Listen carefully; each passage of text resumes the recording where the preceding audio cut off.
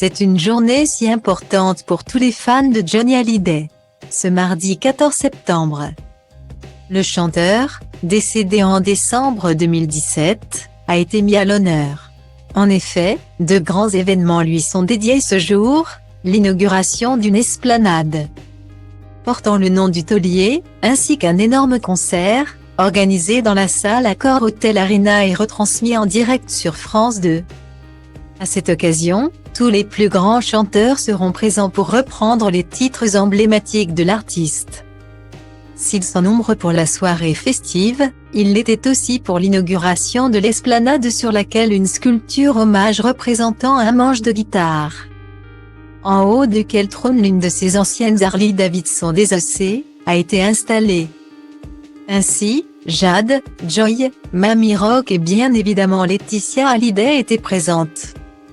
La dernière épouse du chanteur, qui est à l'origine de l'hommage, a malheureusement regretté l'absence de deux personnes chères au cœur de Johnny, David Hallyday et Laura Smith, qui avaient fait savoir qu'ils ne seraient pas présents. C'est triste. Je ne pouvais pas imaginer cette journée sans eux. J'aurais adoré que David puisse chanter à la mémoire de son père, mais une prochaine fois.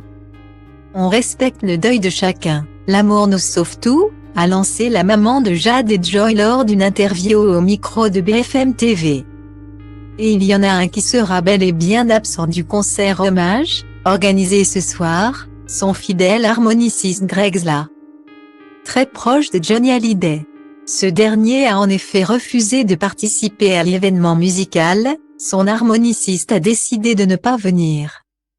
D'autres artistes comme Pascal Obispo ne viennent pas, a expliqué le journaliste Steven Bellery dans l'émission de Pascal Prod. Les auditeurs ont la parole sur RTL. La raison de cette absence, on ne lui laissait pas faire son solo d'harmonica sur Gabriel au moment où il le désirait. Le musicien est revenu plus en détail sur les raisons de sa non-participation au concert. Dans un communiqué officiel, pour tout vous dire, la production m'a appelé mercredi, moins de 7 jours avant la date.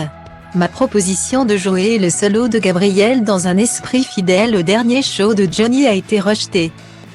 J'ai donc été contraint de décliner l'invitation. Lui rendre hommage sur scène implique pour moi de rester fidèle à sa vision, même si son absence est insupportable. Décidément, cette journée hommage n'aura pas réussi à rassembler tout le monde.